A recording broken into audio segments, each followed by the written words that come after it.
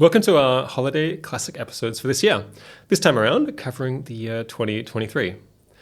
This show is mostly about the world's most pressing problems and what you can do to solve them. Recently, mostly AI, to be honest. But what is the point of hosting a podcast if you can't, at least once in a decade, talk to someone really fascinating whose work you really appreciate? We've covered, I think, enough intense stuff this year and over the last 10 years that I do not feel too bad at giving you an hour of something completely different. In this episode, I speak with the very popular author and professor of linguistics, John McWhorter, about the most consequential language-related topics that I could figure out how to drum up, including whether some languages are simply objectively better than others, and whether it actually matters that thousands of languages are on track to go extinct pretty soon. I hope you have a lovely respite from work over the next week or two, and I and the rest of the team will see you again in 2026. Thanks for coming on the podcast, John. My pleasure. So this show is typically about horrible things in the world and how to solve them. And over the years, I've been fairly disciplined about not just interviewing public figures who I'm a massive fan of, but you're so good, John, that I've had to make a partial exception in your case. Because between Lexicon Valley and your linguistics courses on Audible, I have listened to you talk about language and communications for absolutely hundreds of hours. And to be honest, hearing your voice was a big comfort for me and my partner during some pretty challenging times during the extended COVID lockdowns in 2020 and 2021. Oh, wow. So on top of having learned some crazy stuff about language and finding you super amusing, your work is also, it's like a comfort food for me now. Hearing your voice just, it soothes my soul somehow. You just made my week. I never thought about that. That's good to hear. Yeah, I'm sure I'm not the only one. Let's look at a couple of common ideas that people have about language. Does learning another language make you smarter? I want to say yes. And there is an idea out there that to be bilingual is to have a healthier brain in certain ways, to have better executive function.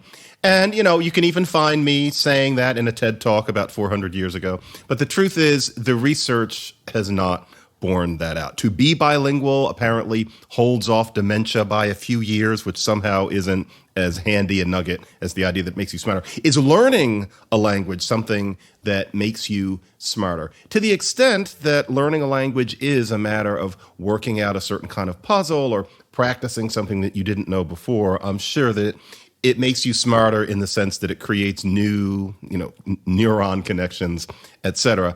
I'm not sure that it necessarily raises your IQ. However, I'm being a bit of a sourpuss on this because I think there are many people who would say that if you learn another language, then you're learning to process the world through a different code. You're learning different shades of meaning in a different code, etc. And depending on what you call intelligence, sure, that is adding to your mental candle power. But the general idea that if you speak Polish and English, that probably makes you, in a sense, smarter than somebody who only speaks Greek or somebody who only speaks English. God, you wish that were true, especially since probably most people in the world are bilingual. And, we boring monolingual Anglophones, we kind of want to put ourselves down, especially if we're educated. The research just doesn't bear it out.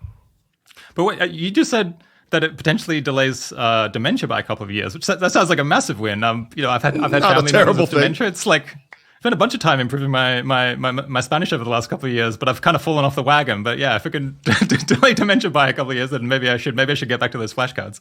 Sticking with the education theme, yeah. When I read or listen to Shakespeare plays, I basically can't make heads or tails of it. Why is that? Yeah, that's always a difficult subject because what I'm supposed to tell you is that, no, you're just not understanding that it's supposed to be poetry. No, you just haven't seen a good performance. You'll be interested to know that here in America, it's often said that, well, if you hear Shakespeare done by British people, it's completely different because somehow they really know how to do it. Whereas if you do it in an American accent, somehow it's just not as good. And none of that is true. What the issue is that with Shakespeare, almost all of the words are ones that we've heard, or you can make it so that the ones that we haven't heard, you can kind of quietly snip them out. But we recognize the words, and yet you sit there and you get very, very tired very, very quickly. And There are many people out there who don't like to admit it, because if you say that you didn't get King Lear without having read it very closely beforehand, it means that you're not cultured or something. No, it just means that you're a modern English speaker. The problem is that to Shakespeare, for example, the word generous meant noble. It didn't mean magnanimous, it meant noble. So somebody says something about generous and what they mean is noble. What they're saying doesn't quite make sense to you. You stub your toe, but they kind of keep going. And so you've lost something, and then about 30 seconds later, there's another word like that. With that piling on, that's why The Tempest is incomprehensible. Or if you enjoyed it, it's because of all the tricky things they're doing on stage and you liked seeing Jude Law in it or something like that. It's a really interesting issue because Shakespeare is English, but it's gotten to the point that we cannot comfortably understand what the person is saying, unless you're lucky. There are lucky passages, and those are the ones that people recite over dinner. But to actually go to King Lear or to Hamlet without having read it beforehand, you're not meaningfully getting it. And so I've argued that we need to have not translations, but we need to have adjustments. And needless to say, certain people think that I'm just this uncultured boob. But no, it's just that I like theater, and I don't like pretending to like things that are difficult. Or I should put it differently. It's not that it's difficult, it's impossible. And I think that that's just not fair. Yeah, so just like the natural, gradual evolution of language means that so many of the words mean different stuff than it used to. It feels like, so it's been 400 years or so. It feels like, yeah, Shakespeare is like a third or maybe a half of the way to being just a different language, to being, say, the difference between Portuguese and Spanish.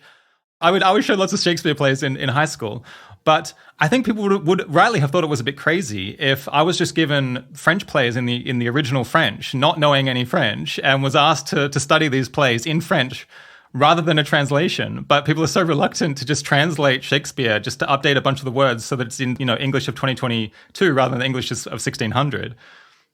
It's such an easy score to say, Shakespeare, if he were here and apprised of the current situation, we know he would say, oh yeah, you have to change it. Now, some people would say, well, that only works if he does the changing. But no, he would say, I'm dead, and so let's have somebody else adjust it so that people can actually enjoy Much Ado About Nothing and not pretend to. Yeah, it's a funny thing. Many people who resist this, and I understand why they do, would be interested to see how it feels if you happen to be good enough in another language and you get to attend Shakespeare in that. To see Julius Caesar in French, where it's not in French of the streets, but it's in a French that's accessible to modern people, all of a sudden it's just a play. It's like you're watching Tennessee Williams, and then you go back to ours where you're sitting there pretending to have a good time. Yeah, it's a really, really funny thing. I remember the last time I saw Macbeth, which I only enjoyed because I sat down and read the damn thing over a week beforehand. Otherwise, it would have been like attending something in Hungarian. I was listening to these Russians behind me, and they're sitting there reciting lines from it in their version of it. The 14-year-old is enjoying it, and the reason was because for them it's in Russian, not in the Russian of 500 years ago. And I just thought it should be like that for us. It's the weirdest thing. Yeah. Okay, different question. Should we bother teaching foreign languages to school children, like primary and high school children in America or British or Australian schools? That is becoming such a fraught question because of how rapidly translation technology is advancing. And I'm supposed to say, yes, we should teach children other languages because another language gives you a different perspective on the world. But I'm not sure if that's true. I've argued against that idea that each language gives you a different kind of acid trip. Because for every jolly thing about a language where you say, well, if you learn Russian, you're more sensitive to gradations of blue or something like that. There's something else about a language where it's negative. It's something that casts a negative light on the speakers. And it all kind of comes out at par.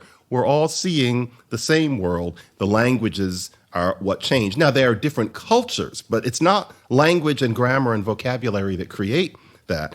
And so the question is, should we be teaching children languages? And certainly if we want people to learn languages, we've got to get them going much earlier than we do. Once you turn about 13, you start to ossify in that ability. But the question is why?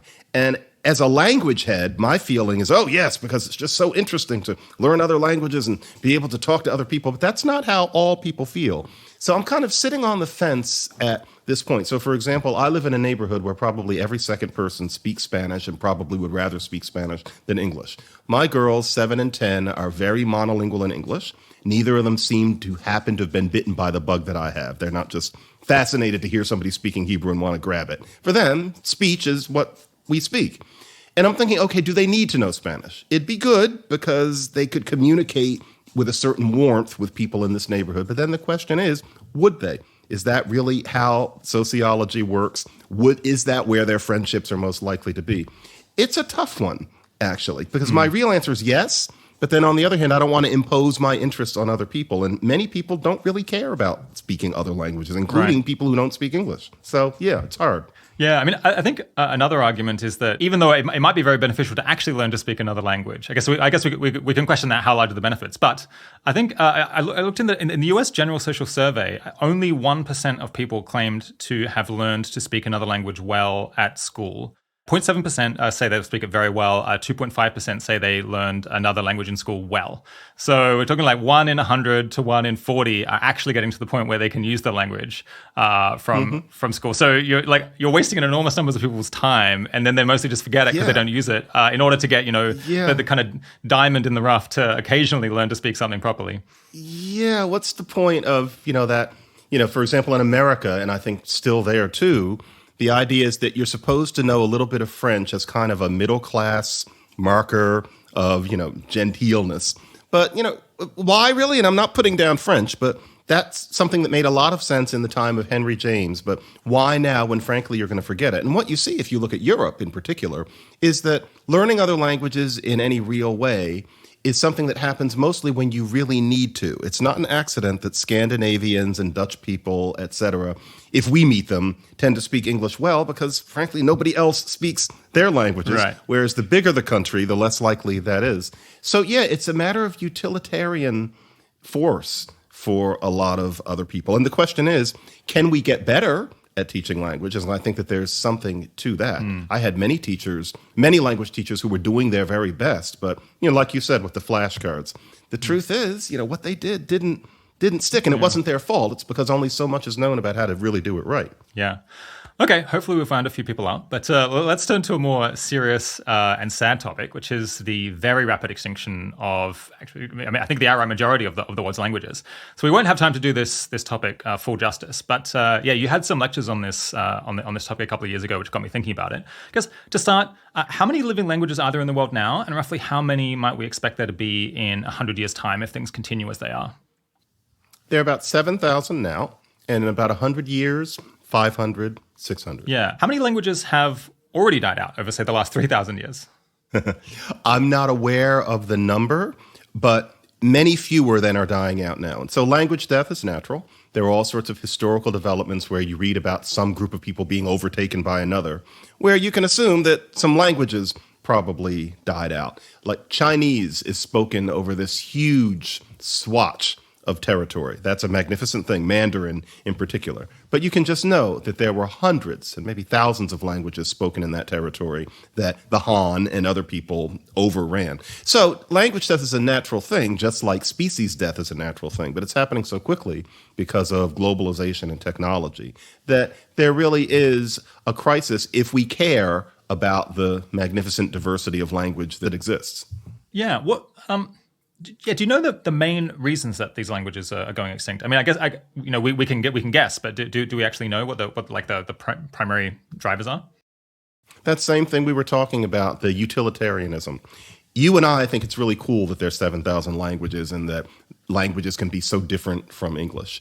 But for most people, language is about what you need, who you need to talk to, and what we now call globalization, but it goes from long before we started calling it that. There are certain big, giant languages that are most advantageous in that way, and they can make the smaller languages seem not only rustic, but insignificant, not useful. And so a classic example is one linguist, Peter Ladefoged, the late, great Peter Ladefoged, was asking a Dahalo-speaking tribesman in Tanzania. And Dahalo is one of these languages with a certain number of clicks, et cetera. Very interesting to those who don't, speak it. But he liked the fact that his son was leaving Dahalo behind and was more comfortable in Swahili in the city, making money. And the tribesman said, Dahalo is something we speak here, but we're poor. I want my son to make money, and so I want him to speak Swahili and English.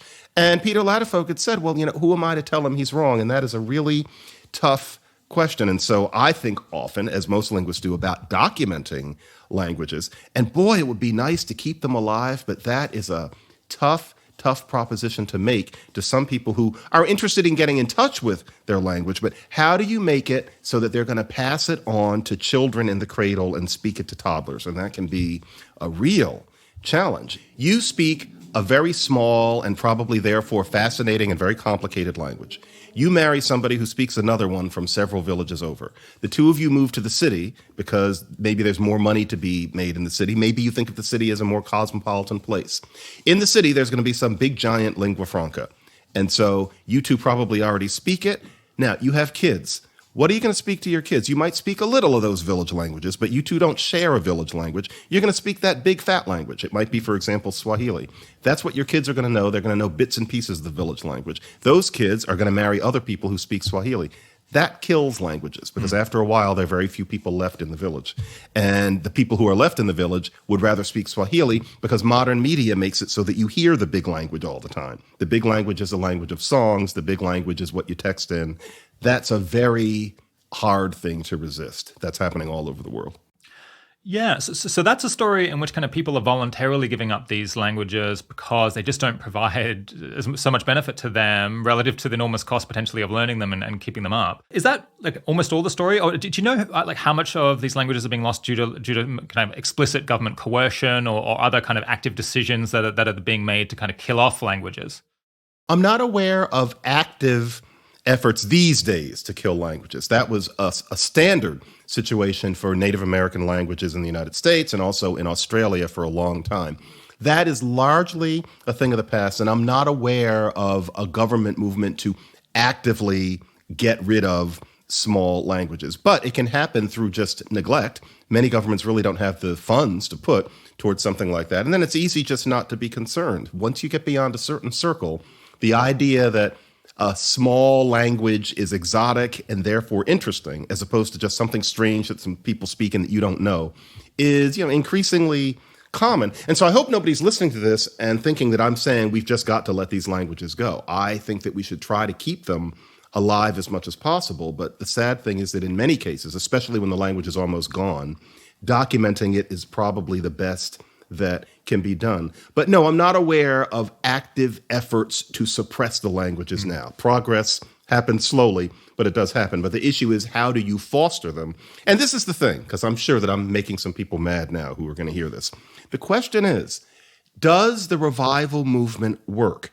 And I really hope that the answer is yes, especially with modern technology. But over the past several decades, it's been very rare that you could say that a revival movement made it so that a significant number of toddlers grew up speaking the language and were on their way to passing it on to their toddlers. That's really hard to do, especially if the language doesn't have a written history. So I think we have to be both compassionate, we have to be forward-thinking, but we also have to be realistic as to what we mean by revitalization and preservation. Yeah.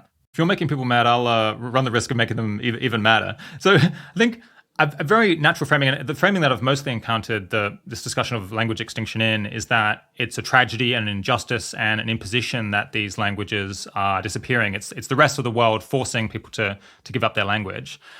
But in as much as kind of the story that you're telling is right, that it's kind of voluntary individual choices adding up where they're not sufficiently passionate about learning and keeping up these languages that only a few other 100 people, possibly thousands of other people speak, that they want to put in the time to learn what are in these cases the most complex languages in the world generally.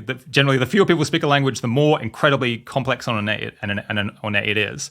So they're making a personal decision that the benefit doesn't exceed the cost for them. And of course, so I'm coming in as someone who is interested in language personally and finds these languages fascinating and wishes that they would continue existing in the same way that you might love for the rainforest to continue existing because it's this beautiful thing that's been there and you don't want to see it irrevocably destroyed. But what do I have to do in order to make that happen? Nothing. I'm not asking anything of myself. I'm saying to people who often are very poor and very marginalized, who presumably don't have tons of time to be going and doing study courses in order to learn these languages, that they should take large amounts of time away from their lives, not taking care of the children or doing something else, to learn these languages so that I can know that it still exists and be satisfied by that, even if they're not super interested. I don't know. What do you think of that reversal of the framing? Yeah, there is that diorama aspect to it. And I want to add something. It's partly voluntary. So there are people like that farmer, but as often as not, it's something that doesn't get talked about enough.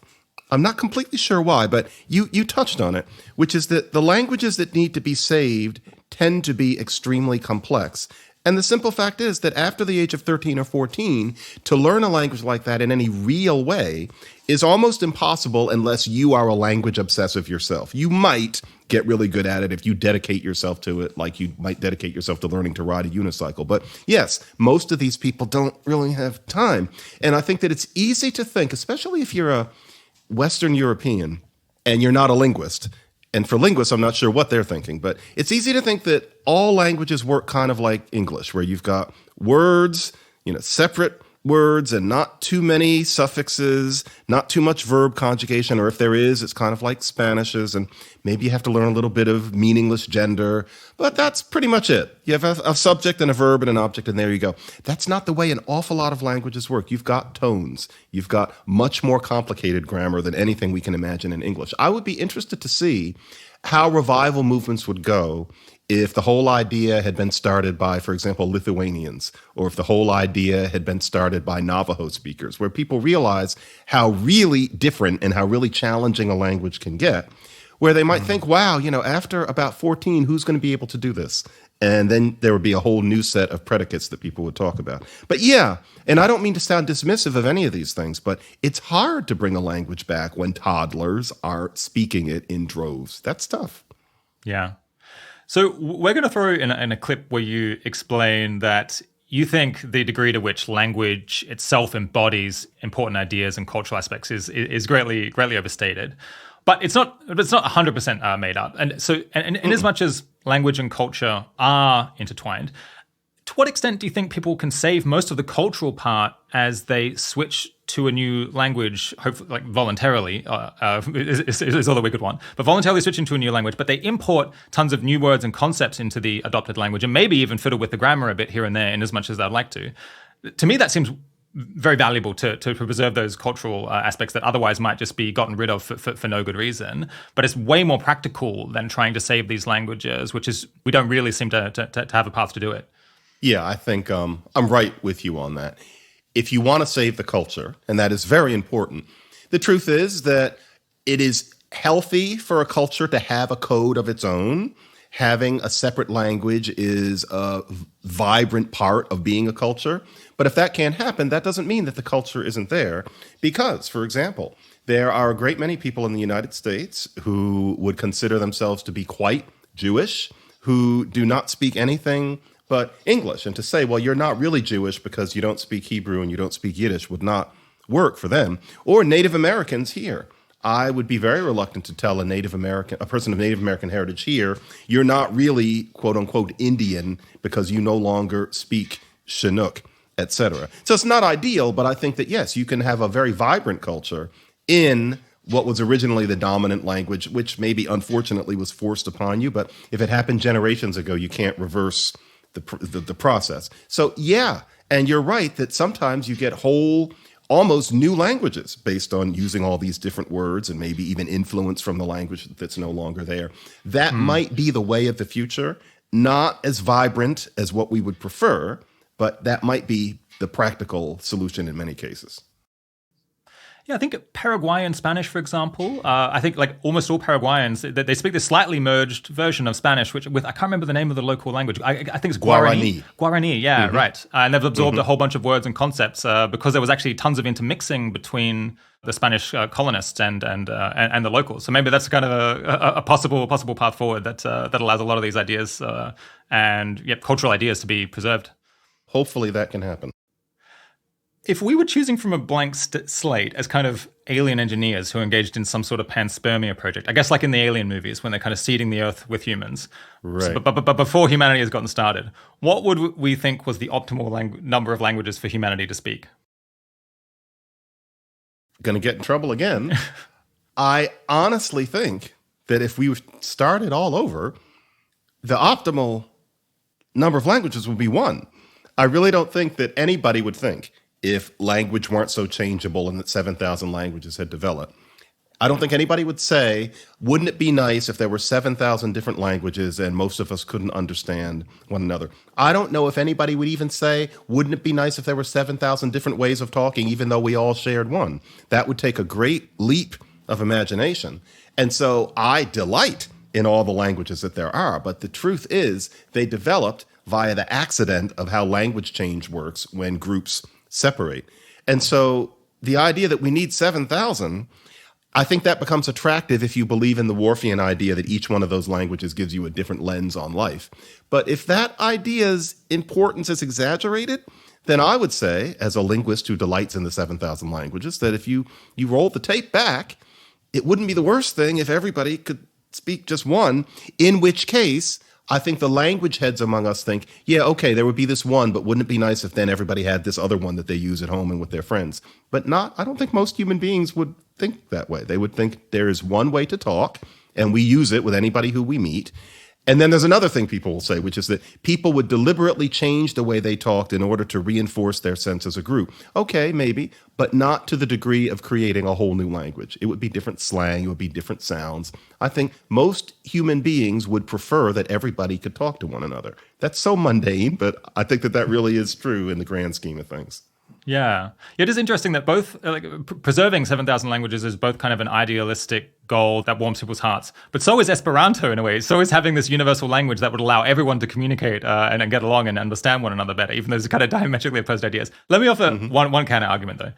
Might it not be bad to have more communication between countries that are potentially otherwise somewhat hostile to one another? So imagine if Russians and Americans all interacted on the same social media platform, all using the same language, so they could perfectly well understand the things that one another was saying. Might that make those countries more likely to go to war rather than less likely to go to war? It's kind of an argument that like good fences make good neighbors. Maybe like good linguistic barriers, good linguistic fences potentially make a comity between nations. You know, I never thought of it that way, that if there were richer communication, people might like each other less. It's definitely possible. Like you imagine, Donald Trump in Korea. What kind of communication was happening between them? And it must have been very slow and very stunted. Imagine if they could actually have communicated in one language. Would they have, quote unquote, fallen in love or actually had more of a sense of what one another were like? It's an interesting speculation. Those two people communicated basically in somebody, standing there and kind of dumbing down the things they both said. What would have happened if they could have both spoken English or Korean? Or Esperanto. It would be very interesting to see. Let's talk about a couple of big ideas in linguistics. At a fundamental level, do people conceptualize and reason about the world using language and words, or do they do it using underlying concepts that are embodied in the brain themselves apart from words before language, and then only get translated into language when we want to communicate, or I guess when we want to, engage in occasional deliberative thought in kind of the prefrontal cortex? Yeah, that is a grand debate. And I think that we have to say that thought comes before language to an extent, because language would have evolved as a way of communicating thought more efficiently than snarls and bodily postures and bites. There had to be some feelings. There had to be some thoughts. The thoughts probably had to do with let's all band together and scavenge on that large dead elephant or something like that. And then you're off to the races. But then on the other hand, once you've got language, it changes the quality of your thought. And so, for example, you can't respect someone without being told. You need language to instill not just being afraid of somebody, but respect, as in, grandma is this old lady, but she's very important because she saved us from this and she knows all about that. Respect her. Before that, the closest thing to respect is don't bother him or he will kill you. That's not respect. And so there are various emotions and positions that only work if you can talk, not to mention just passing culture along and there being an encyclopedia of knowledge, even if it isn't written down. And so there is a kind of thought, there's a caliber of thought that can't happen until there is language. But certainly there were thoughts before language. And that's why we can see that a bonobo has thoughts. The question is just whether the bonobo can express them.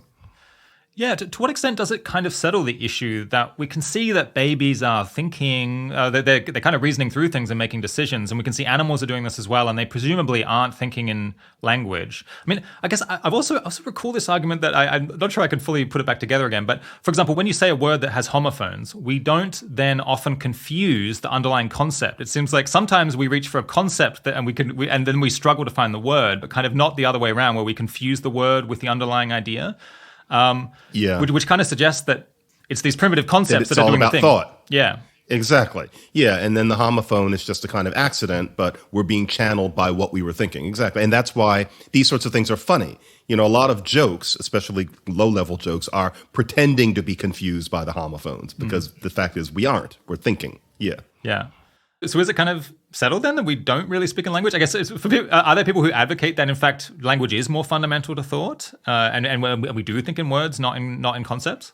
I don't think any linguist would think that, because it's clear that language is a tool that is designed to allow us to express thoughts, which means that just ontologically the thoughts must have come first. It's just what language can do to thoughts once language exists. I mean, for example, there have been some people who have proposed that language emerged so that you could talk to yourself, so that you could more eloquently express your own thoughts. But no, language emerged for conversation. And once again, that means that there must have been some thoughts that people wanted to share. Thinking to yourself in language is something that comes later, after something has evolved, in order for you to say things to other people. That would have been how it emerged. Yeah.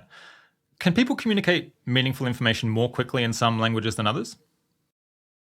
No.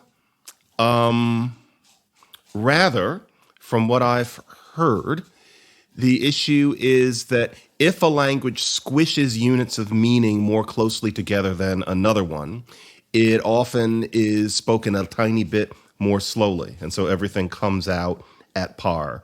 So I'm not aware of a language where you can get across more in less time. Because, for example, if there's what's called a polysynthetic language where one sentence is basically one word, the word is not said at a bullet's pace. The word is stretched out to a certain extent, whereas a different language like, for example, Spanish or English might go by faster because we have fewer units of meaning within one word, and so we can go faster. So I'm not aware of that.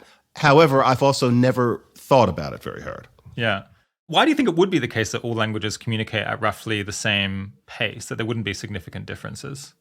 Because if there is an evolved specification for language, part of it, it seems, involves processing chunks. It's not about processing words going by. It's processing chunks of meaning that are formed by words and what we call morphemes, which are units of meaning. And so not only walk, but say the ED ending. And that would be something where there'd be limits on how quickly you could process. And it's interesting how quickly we can process language. But for it to go by too quickly would go beyond what it would seem the brain is specified for. Presumably there is one specification in the brain for that kind of thing. This is not about the Chomskyan conception of universal grammar, where apparently we're supposed to be genetically specified to have these bizarrely complex tree structures, et cetera. But whatever it is that makes it so that humans do have language, there must be some genetic specifications. They're going to be broad and maybe less dramatic than what the Chomskyans propose. But one of them would be that capacity for chunking information given to us through our ear. And this would have started possibly with, being able to hear sounds and music. And I would imagine that that would be one speed, and you couldn't go beyond it. That's my guess. Yeah, I guess I have a pet theory. So it's just like what is creating the speed limit here? I mean, so the fact that I listen to podcasts on 1.5x or 2x speed all the time without very much comprehension difficulty suggests to me that in normal conversation, most of the time, if we could speed people up, at least like 50%, maybe 100%, then we could still largely track what they're saying and it wouldn't be that bad. And obviously people can't. Some people speak much faster than other people in principle if they're reading something off the page really quickly. So it doesn't seem like it's the tongue or the mouth that's presenting the speed limit. My guess is that it's the speaker can only form their thoughts and think through what they're saying and put things into language at a particular pace, because that's the most challenging part. Like producing speech, I think, is more challenging than understanding what someone has said, because you actually have to have the ideas. And so maybe it's just that the human brain is only good for so many thoughts in so many seconds. And you can only produce so much. Yeah, it's interesting. If you speed up a podcast and you're listening to, how quickly speech can go by, sometimes that happens in real life, at a party or a certain kind of person. One can speak that quickly and one can be spoken to that quickly and understand it. Yeah, the question is whether you could continue producing language at that speed constantly all the time and express anything worth expressing. Yeah, it's an interesting question. So, yeah, can you describe what a Creole language is? Because I hadn't heard about this before I listened to your lectures, and it's super fascinating, and I imagine many audience members have not heard of them. Oh, Creoles are really fascinating. It's the closest thing to language starting again. What happens is that, let's say there's some situation where somebody learns another language only partially. A few hundred words, some shards of grammar. That's frankly what most of us do in school. Suppose you have that, but for some reason, you end up having to live in that. And you're with a whole bunch of other people who've learned the language to that level, speaking probably a few different languages, and you're not going to default to any of them. Like, you don't know Polish, the Polish person doesn't know English. And all of you speak this low level, say, German or Russian. And the situation is that you're going to live in that language, talking to each other in that language forever. What happens is not that everybody just stays speaking with a 300-word lingo. What happens is that people naturally expand it by using the words, by using bits of grammar from their native languages, and you fill it out into this brand new language, and that's a Creole. Often you hear that it's children who turn it into a Creole, but the truth is, if you look around the world, grown-ups can go a very long way towards expanding a pidgin, as you call it, into a real language, a Creole, as you call it. And the truth is that situation happened most in the previous millennium under conditions like slavery, orphanage, labor, military conscription. It was people who, for some reason, were in the frankly rather eldritch situation of speaking a language badly and needing to make it into a real language. So a lot of these languages were born in tragedy, an awful lot of them with plantation slavery, for example. But the result is a brand new language. And these are languages that are less gunked up with the needless complexities that languages that are older have. And so it's not that they are, absolutely elementary, but they show that they've only existed for a few hundred years. They don't challenge you with a whole lot of nonsense in that way. And there are several dozen Creole languages spoken around the world. There is some controversy in linguistics over whether Creoles start as pidgins and their language is born anew, or whether Creoles are just what happens when languages mix together and there's no reason to think of them as anything different. I believe the first version. That was what people thought about Creoles until about 20 years ago. And to be very glib, I think that the linguists who think that Creoles are just what happens when two languages meet are wrong. I have to say that. But I'm not going to pretend that they do not have their say as well. But Creoles are much more interesting than that. And so Haitian Creole and the Creoles of Suriname in South America, like Saramaccan, that's the one that I have most studied. Slaves escaped from plantations into the rainforest, and their descendants live there today, speaking the new language that these people created. And Cape Verdean Portuguese, that's a Creole. There are many Creoles in Australia and surrounding Oceania. They're very interesting languages, but they tend to be non-standardized. They tend to be spoken alongside some big, fat monster language. And so it's easy not to know that they exist, but they are some of the newest languages in the world. And, I find them mesmerizing. So this is kind of language born afresh, borrowing vocabulary and some grammatical aspects from the languages that these adults originally spoke their native languages when they were forced together as adults. Let's give a couple of examples, I guess, of the kinds of things that get stripped away in these languages. So I guess, in most Indo-European languages, including Spanish and English, or I guess Spanish and French and so on, you have gender. So you have like noun categories, masculine and feminine and so on. That's if you have a Creole based on Spanish, that's going to go almost certainly. That's one of the first things, right? And it's because adults, when they're putting together this language, trying to communicate with one another, it's like, why would you add that in? Basically, there is no reason. It's not necessary. It's not necessary. Right, exactly. They're just trying to communicate, and these noun categories aren't helping. I guess most non-Creole languages have lots of different tenses. Like I did, I had done, I had done. Like I was doing. All of these different, like many different past tenses. Actually, a Creole will have a lot of that sort of thing. Really? Okay. But it'll do it with one word. So what the Creole will get rid of is the long list of endings, depending on whether it's I or we or they. That goes. But there will be a difference between I was going and I am going and I went. But it's with one suffix, or usually it'll be with one separate word. And so you can get across that nuance, but without the nonsense of it changing because of whether it's we or you or he or she. I see. Okay, so they don't necessarily shrink the number of tenses, but they're easier to form because the irregularities are stripped away. Precisely. Interesting. Yeah. Are there any other kind of classic things that disappear as a language, as a Creole is born? Yeah. Those things are very important because they are what make learning, for example, European languages hard. And then also another thing that gets stripped away is if you are a tonal language where it's like Chinese, where the tone determines what the word is just on one syllable, that is something that gets undone in what's called creolization because that's really hard to learn. And if you're going to create a language anew, why would you start it that way? So that sort of thing has to kind of creep in gradually all over again, but you strip that away. And you get rid of things like the word understand, where you know what under is, you know what stand is, but what are you standing under? Or something like everybody turned out. Well, did they turn? In what sense did they rotate? We don't think about that. But that sort of thing has to start all over again in a Creole. Words are more transparent in that sense because you've just gotten it down to a collection of 100 and you're trying to make 300 or 400. You're trying to make as much sense as possible. So Creole languages do not have the grammar of Esperanto. It's not that grammar disappears to that extent.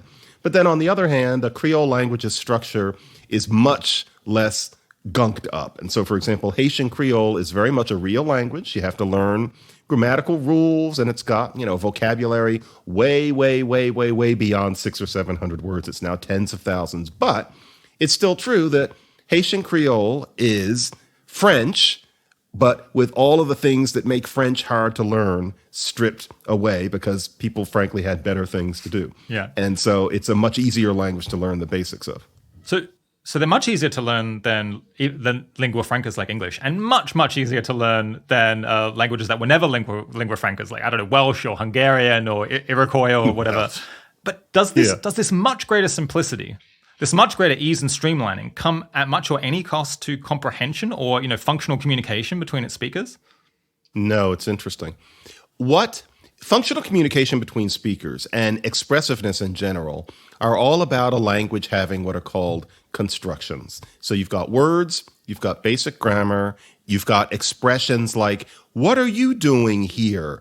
Or the longer, the better. If you think about it, the longer, the better, that doesn't necessarily have to mean what it means. We just know that we just know that. That's called a construction. What are you doing here, you say? And you're watching the person doing it. What you mean is, why are you here? That's something that you pick up.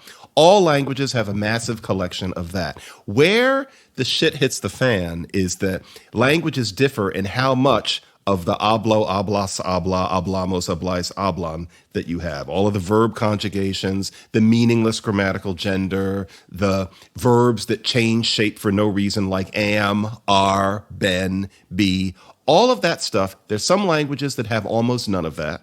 There's some languages that have way too much of that. Yeah. And that is where you get the needless kind of complexity. You can have a language that has none of what I just described, and you are the same human being communicating with all the nuance of the person who's got lots of it. That lots of it is like the cans dragging behind a car after a wedding.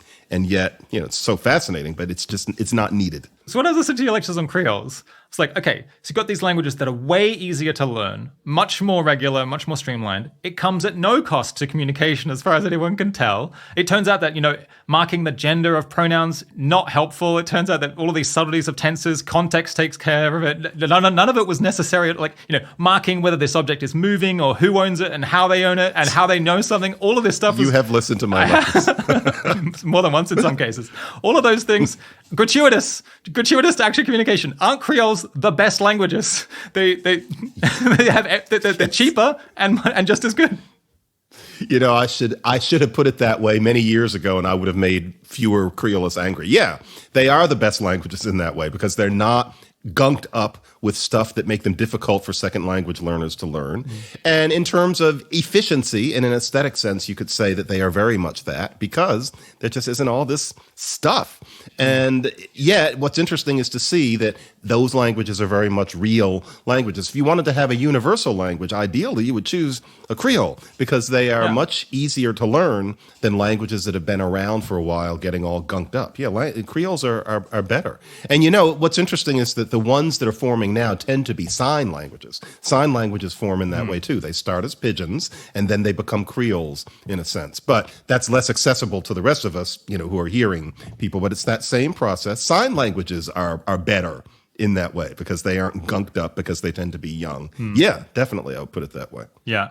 Just before we finish this, I'll just say one other thing is I was amazed that Creoles form basically within one, maybe two generations. You throw together people who don't have a common language, they will produce a full language, a fully functional language with all of the words they need and all of the grammar. Sometimes in the first generation, or if not, then their children will all speak this language, which is just incredible. I think it speaks to, so people want to communicate, and if the language doesn't have a function, they just add it, and then they all kind of agree on it very quickly, and it appears just like that. It's beautiful.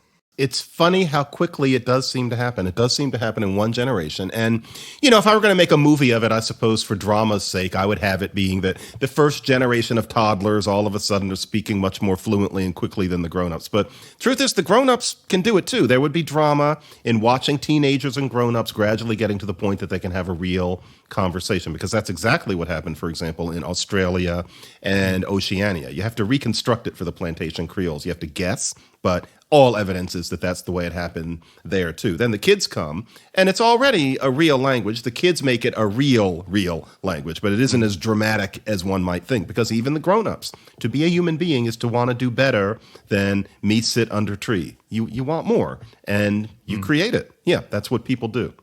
Yeah, and I think it's the same thing that makes people talk about that. They worry that English is going to degrade or languages are going to degrade. It's basically not possible, because if it isn't serving our purpose, we just fix it. We just add words. We just disambiguate.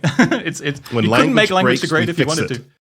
No, even if you wanted that to happen, you would end up subconsciously resisting it. When language breaks, we fix it. Exactly. Yeah. Okay, final section, I want to talk a little bit about artificial intelligence and the possible future of language. An audience member had this question, how will language adapt to use by artificial intelligences with different patterns of strength than humans? For instance, it's routine for language models to read more books than could be read in many human lifetimes already.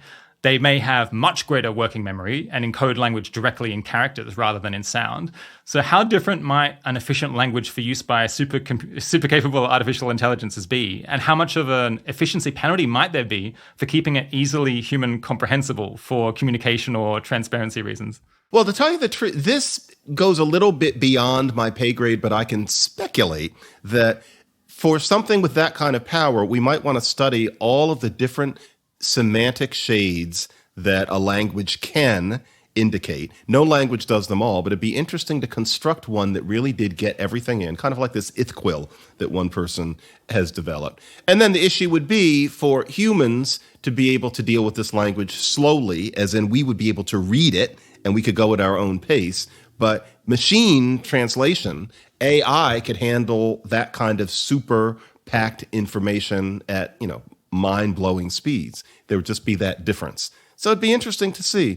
A language in that case could pack in more information about world conditions than any language I think a human being could handle, which is why languages get complicated, but they only get so complicated. If humans settled space, do you think we'd end up with different languages on, Mars, or if not Mars, maybe if we went to other stars? No, but only because presumably there would be constant communication between the stars. There would be written language. All of those things, widespread literacy and print, discourage the kind of language change that would lead to new languages. If there were the constant kind of communication that one imagines there would be, then let's say, let's guess that English was brought up there. It wouldn't be that there would be brand new languages in 1,000 years because of the nature of the way humans communicate even now down here. If it had happened 500 years ago, the analogy is getting strained, yeah, because people would be separated. But with the way things are now, everybody would keep speaking more or less the same thing. There'd be dialects, but not different languages. So I think one thing is that I think you can send a message to Mars in a couple of minutes, 8 minutes or something. But to send a message to another star system, it's the delay is, I think, maybe years. I don't know. It's a long time. Right. And so maybe the level of communication would actually be really low. Yeah, if that's true, and if there's no way to get beyond that distance and travel it faster, yeah. If we're talking about that kind of distance, yes, different languages would emerge, although you couldn't know that it was a different language for a very long time right. because of the slow. But yeah, I'm lacking imagination on that. Yeah. I guess if that's the case, then we could potentially be at a nadir for languages pretty soon. And then if we did go out and settled space, then we could have a flourishing and we can of get some more languages. Yeah, exactly. We'll get some more That's back. a nice spin to put on it. Yeah, that's true. Okay. Yeah. We do much more communication in writing now, which means that there's less potential for people to kind of mispronounce things or say things slightly incorrectly. Does that mean that the rate of evolution of English or of mostly written languages has massively slowed down relative to the past, such that maybe we'd still be able to understand people speaking English in 1,000 years' time? I would say that is definitely likely to be the case. Vowel change in particular continues. And that will always be something where, as a certain amount of time goes by, will make us sound peculiar to one another. But the difference between what vowels were like for Shakespeare and what vowels were like for George Washington, and what vowels were like for George Washington versus what ours are, it's a huge difference in how quickly language change used to take place. And it's at the point where we can watch people walking and talking 100 years ago. Basically, the first time that we can actually see people singing, talking, and moving is film made in 1922, except for some marginal attempts. And so that means we can hear people for 100 years. And, it can be weird listening to how somebody talked in 1922, but they're quite comprehensible.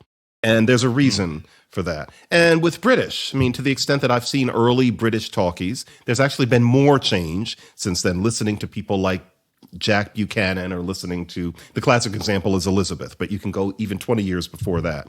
British people sounded really weird in 1928, but not incomprehensible to British people now. So computer translation of languages is getting incredibly good. And we've got these enormous language models now that can translate websites and make them really comprehensible, even in not major languages like Swedish or something like that. Now imagine that we get to a future where people can speak easily across language barriers. So I could talk to someone who spoke Chinese as easily as I could speak to someone else in the UK. And most of our communication is now mediated by these translation models.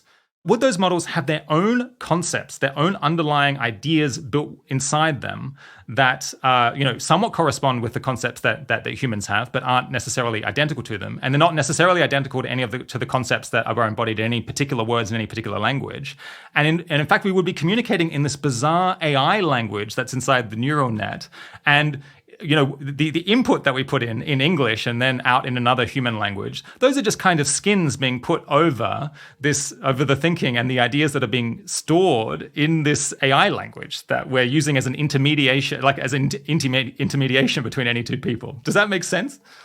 It does, but wouldn't the crystallization of that language be impeded by the fact that you are always getting more feedback from the actual languages themselves, such that the corpus of the language in question will be getting bigger and ever more authoritative and ever more sensitive? in itself, as opposed to there emerging this AI translation layer that ends up being what everybody hears? Wouldn't it always be changing? What would crystallize it into being its own set of thoughts and nuances, if I understand? Yeah, I guess the way I'm thinking about it is if you had a single model that could translate in between all 20 different languages, it can't use the concepts in any one language. It has to look at things on a more fundamental level and then realize that, this word in Norwegian is this concept with, with positivity associated with it. It has to break it down into more fundamental things, more fundamental aspects, and then the words come out of combinations of different concepts like that and positivity or that and speed. And I mean, so we could never speak this AI language, but it would be a language in a sense with many more words because it has to embody all of the underlying things that then in combination produce actual human words in languages. Yeah, I guess I'm just stuck with the idea that these things are based on translated sources where the Norwegian word is something and then it's clear that the English is something else. And you just keep on building this kind of Google Translate kind of corpus. But you mean something different. Far in the future, where we're talking about some sort of intermediating platform, which then itself ends up shaping the way humans end up communicating because of its meanings, which are different from any individual language. Yeah. That's a fascinating notion because unless that platform's quote unquote thoughts and biases were relatively broad and uninteresting, you might end up shaping history on the basis of this language that we think we're understanding each other through. Yeah, that's an interesting concept that a really good sci-fi writer should take up. Yeah, and then there should be a movie. I'll ask an ML person about it, a machine learning person about it in some future interview. So on this show, we edit out most of the ums and ahs and likes from the final podcast, which, over a 3-hour interview, that adds up to about half an hour of these filler words, more or less, or filler words and spaces and so on. Are we right to save our audience time like that? Or are we potentially destroying something important from the conversations? Wow, that's really interesting. Some likes are grammar. It's at the point where the way people use like sometimes is conveying some of the same shades that pragmatic particles in Greek convey. The ums are often just hesitations, or the uhs. I could imagine cutting them out because language is just aesthetically more appealing without those. And then you would get into other things such as the you-knows and the rights and the sort ofs. And it's interesting. I am a very descriptive linguist, and I try very hard to hear everything as just a novelty. I must admit, though, that I don't mind like, but the extent to which many people, at least in America, use sort of these days, I must admit I hear it as an unnecessary hedge. And if I were editing the person, one part of me says that the sort of is considerate and articulate in its way. Another part of me says, say what you mean, and I would quietly excise the sort of, because I know that many people who use sort of a lot in the media today, their equivalents wouldn't have just say 30 years ago. And I'm beginning to be imprinted by what National Public Radio sounded like 30 years ago as opposed to now. But yeah, I get what you mean, but I would be careful because sometimes when people sound like they're hedging, what they're doing is trying to get into your brain and they're trying to be considerate. And sometimes what they're saying, for example, my favorite example of like is I'm listening to a teenager and he's saying, we tried to get in there because it was supposed to be our room. It was reserved, but there was a whole family in there. It was like grandparents and like kids and like aunts in there. Well, the likes weren't hesitation. What he meant was you might be thinking it was just 2 or 3 people, but actually it was a big family. I mean, like this. I wouldn't cut those likes. I think it was aggressively articulate. But there's a where do you draw the line quality to this. So yeah, I get it. The outright hedges, sure, make language sound better and smoother, but sometimes it's really just a kind of articulate modernity, I think. Well, I'll let you get off to your students. I'm super happy we managed to get through so much in just an hour. Managed to pack it on. I think basically all of my questions. Good. Very good. It's been a pleasure to talk to you. I'm glad I went into podcasting so I could get an interview. Very nice to meet you, and it's been a joy, definitely. My guest today has been John McWhorter. Thanks for coming on the 80,000 Hours podcast, John. Thank you. Happy to be here.